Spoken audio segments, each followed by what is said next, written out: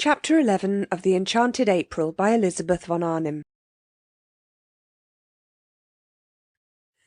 The sweet smells that were everywhere in San Salvatore were alone enough to produce concord. They came into the sitting-room from the flowers on the battlements, and met the ones from the flowers inside the room, and almost, thought Mrs. Wilkins, could be seen greeting each other with a holy kiss. Who could be angry in the middle of such gentlenesses? Who could be acquisitive, selfish, in the old rasped London way, in the presence of this bounteous beauty? Yet Mrs. Fisher seemed to be all three of these things. There was so much beauty, so much more than enough for everyone, that it did appear to be a vain activity to try and make a corner in it. Yet Mrs. Fisher was trying to make a corner in it, and had railed off a portion for her exclusive use. Well, she would get over that presently. She would get over it inevitably, Mrs. Wilkins was sure, after a day or two in the extraordinary atmosphere of peace in that place. Meanwhile, she obviously hadn't even begun to get over it. She stood, looking at her and Rose, with an expression that appeared to be one of anger. Anger. Fancy. Silly old nerve-racked London feelings, thought Mrs. Wilkins, whose eyes saw the room full of kisses, and everybody in it being kissed, Mrs. Fisher as copiously as she herself and Rose. "You don't like us being in here," said Mrs. Wilkins, getting up and at once, after her manner, fixing on the truth. "Why?" "I should have thought," said Mrs. Fisher, leaning on her stick, "you could have seen that this is my room." "You mean because of the photographs," said Mrs. Wilkins.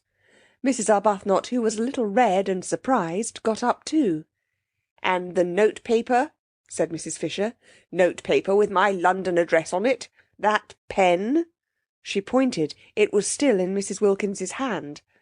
"Is yours. I'm very sorry," said Mrs. Wilkins, laying it on the table. And she added, smiling, that it had just been writing some very amiable things. "But why?"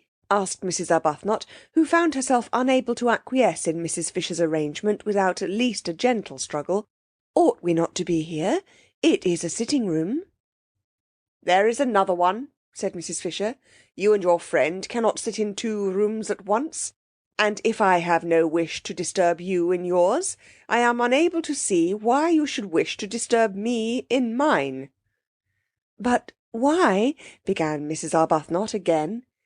"It's quite natural," Mrs. Wilkins interrupted, for Rose was looking stubborn, and turning to Mrs. Fisher she said that although sharing things with friends was pleasant, she could understand that Mrs. Fisher, still steeped in the Prince of Wales Terrace attitude to life, did not yet want to, but that she would get rid of that after a bit and feel quite different. "Soon you'll want us to share," said Mrs. Wilkins reassuringly. "Why, you may even get so far as asking me to use your pen, if you knew I hadn't got one." Mrs. Fisher was moved almost beyond control by this speech.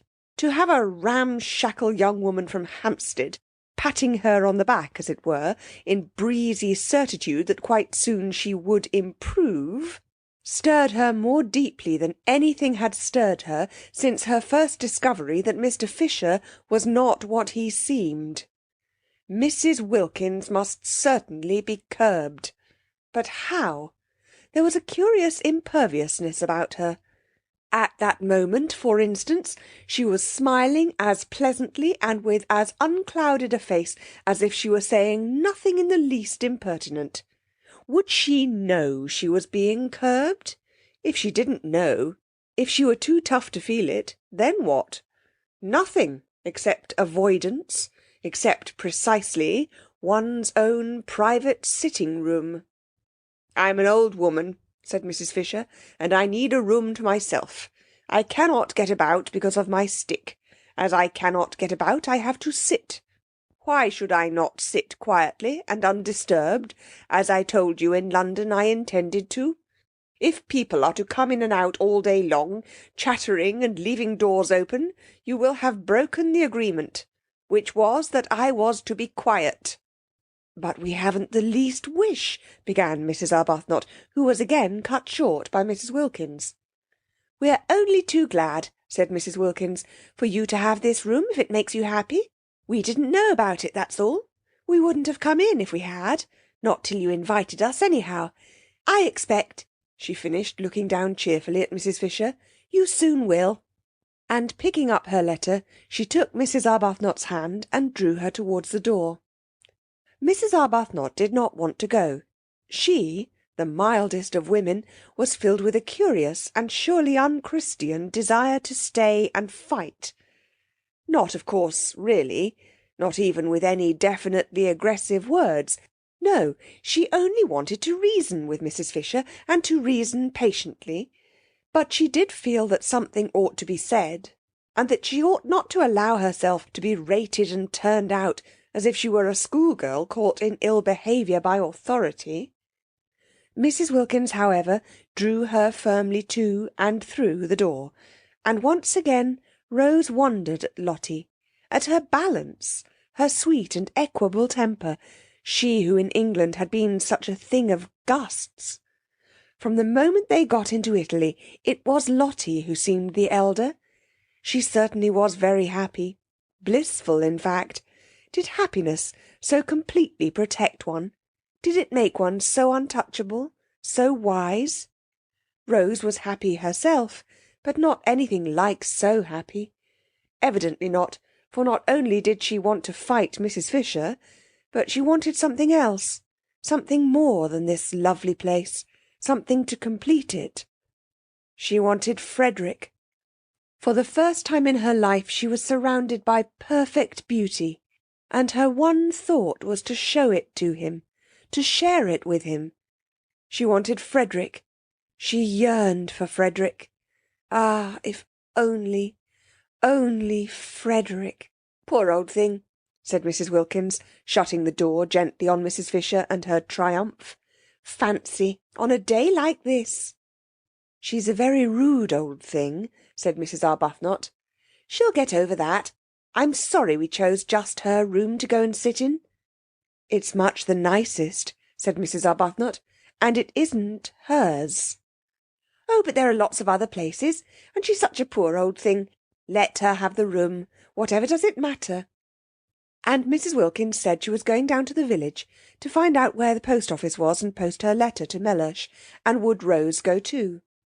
I've been thinking about Mellersh, said Mrs. Wilkins, as they walked, one behind the other, down the narrow zigzag path, up which they had climbed in the rain the night before. She went first. Mrs. Arbuthnot, quite naturally now, followed. In England it had been the other way about. Lottie, timid, hesitating, except when she burst out so awkwardly, getting behind the calm and reasonable Rose whenever she could. I've been thinking about Mellersh, repeated Mrs. Wilkins over her shoulder, as Rose seemed not to have heard. Have you? said Rose, a faint distaste in her voice, for her experiences with Mellersh had not been of a kind to make her enjoy remembering him. She had deceived Mellersh, therefore she didn't like him. She was unconscious that this was the reason of her dislike, and thought it was that there didn't seem to be much, if any, of the grace of God about him. And yet how wrong to feel that, she rebuked herself, and how presumptuous. No doubt Lottie's husband was far, far nearer to God than she herself was ever likely to be. Still, she didn't like him. I've been a mean dog, said Mrs. Wilkins. A what? asked Mrs. Arbuthnot, incredulous of her hearing. All this coming away, and leaving him in that dreary place while I rollick in heaven. He had planned to take me to Italy for Easter himself. Did I tell you? No, said Mrs. Arbuthnot, and indeed she had discouraged talk about husbands. Whenever Lottie had begun to blurt out things, she had swiftly changed the conversation. One husband led to another, in conversation as well as in life, she felt, and she could not, she would not, talk of Frederick. Beyond the bare fact that he was there, he had not been mentioned. Mellersh had to be mentioned because of his obstructiveness, but she had carefully kept him from overflowing outside the limits of necessity. Well, he did, said Mrs. Wilkins. He had never done such a thing in his life before, and I was horrified. Fancy, just as I'd planned to come to it myself." She paused on the path and looked up at Rose. "Yes," said Rose, trying to think of something else to talk about. "Now you see why I say I've been a mean dog. He had planned a holiday in Italy with me, and I had planned a holiday in Italy, leaving him at home. I think," she went on, her eyes fixed on Rose's face, "Mellersh has every reason to be both angry and hurt." Mrs. Arbuthnot was astonished. The extraordinary quickness with which, hour by hour, under her very eyes, Lottie became more selfless, disconcerted her. She was turning into something surprisingly like a saint. Here she was now being affectionate about Mellersh, Mellersh who only that morning, while they hung their feet into the sea, had seemed a mere iridescence, Lottie had told her, a thing of gauze. That was only that morning, and by the time they had had lunch, Lottie had developed so far as to have got him solid enough again to write to, and to write to at length. And now, a few minutes later, she was announcing that he had every reason to be angry with her and hurt, and that she herself had been, the language was unusual, but it did express real penitence, a mean dog. Rose stared at her, astonished. If she went on like this, soon a nimbus might be expected round her head. Was there already, if one didn't know it was the sun through the tree trunks, catching her sandy hair. A great desire to love and be friends, to love everybody and to be friends with everybody, seemed to be invading Lottie, a desire for sheer goodness. Rose's own experience was that goodness, the state of being good, was only reached with difficulty and pain. It took a long time to get to it. In fact, one never did get to it, or, if for a flashing instant one did, it was only for a flashing instant. Desperate perseverance was needed to struggle along its path, and all the way was dotted with doubts. Lottie simply flew along. She had certainly, thought Rose, not got rid of her impetuousness. It had merely taken another direction. She was now impetuously becoming a saint.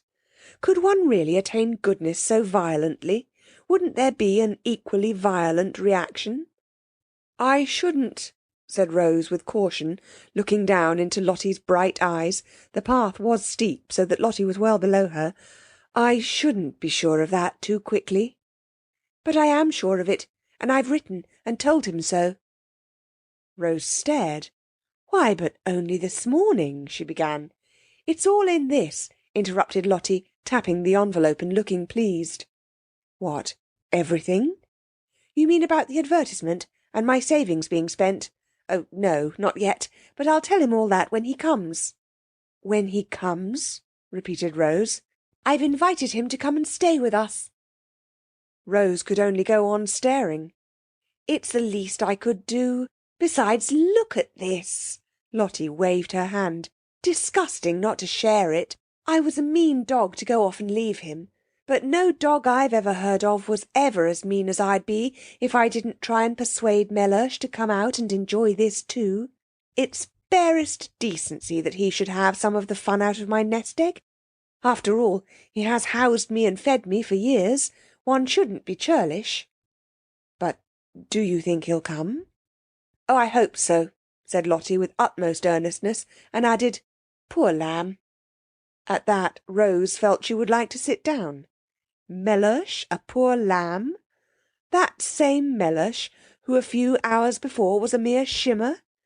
There was a seat at the bend of the path, and Rose went to it and sat down. She wished to get her breath, gain time. If she had time, she might perhaps be able to catch up the leaping Lottie, and perhaps be able to stop her, before she committed herself to what she probably presently would be sorry for. Mellersh at San Salvatore? Mellersh, from whom Lottie had taken such pains so recently to escape? "I see him here," said Lottie, as if in answer to her thoughts. Rose looked at her with real concern, for every time Lottie said in that convinced voice, "I see," what she saw came true. Then it was to be supposed that Mr. Wilkins too would presently come true. "I wish," said Rose anxiously, "I understood you." "Don't try," said Lottie, smiling. "But I must, because I love you." "Dear Rose," said Lottie, swiftly bending down and kissing her. "You're so quick," said Rose. "I can't follow your developments. I can't keep touch. It was what happened with Fred—" She broke off and looked frightened. "The whole idea of coming here," she went on again, as Lottie didn't seem to have noticed, "was to get away, wasn't it? Well, we've got away, and now, after only a single day of it, you want to write to the very people—" She stopped. "The very people we're getting away from," finished Lottie. "It's quite true. It seems idiotically illogical, but I'm so happy. I'm so well. I feel so fearfully wholesome. This place, why, it makes me feel flooded with love." And she stared down at Rose in a kind of radiant surprise. Rose was silent a moment. Then she said, "And do you think it will have the same effect on Mr. Wilkins?" Lottie laughed. "I don't know," she said. "But even if it doesn't, there's enough love about to flood 50 Mr. Wilkinses, as you call him. The great thing is to have lots of love about. I don't see," she went on, "at least I don't see here, though I did at home, that it matters who loves, as long as somebody does. I was a stingy beast at home, and used to measure and count. I had a queer obsession about justice, as though justice mattered, as though justice can really be distinguished from vengeance. It's only love that's any good. At home, I wouldn't love Mellersh unless he loved me back, exactly as much, absolute fairness. Did you ever? And as he didn't, neither did I. And the aridity of that house, the aridity." Rose said nothing. She was bewildered by Lottie. One odd effect of San Salvatore on her rapidly developing friend was her sudden free use of robust words. She had not used them in Hampstead. Beast and dog were more robust than Hampstead cared about. In words, too, Lottie had come unchained. But how she wished, oh, how Rose wished, that she too could write to her husband and say, "Come." The Wilkins ménage, however pompous Mellersh might be, and he had seemed to Rose pompous, was on a healthier, more natural footing than hers. Lottie could write to Mellersh and would get an answer. She couldn't write to Frederick, for only too well did she know he wouldn't answer. At least, he might answer, a hurried scribble, showing how much bored he was at doing it, with perfunctory thanks for her letter. But that would be worse than no answer at all, for his handwriting, her name on an envelope addressed by him, stabbed her heart. Too accurately did it bring back the letters of their beginnings together, the letters from him so desolate with separation, so aching with love and longing. To see apparently one of these very same letters arrive, and open it to find, "Dear Rose, thanks for the letter. Glad you're having a good time. Don't hurry back. Say if you want any money. Everything going splendidly here. Yours, Frederick."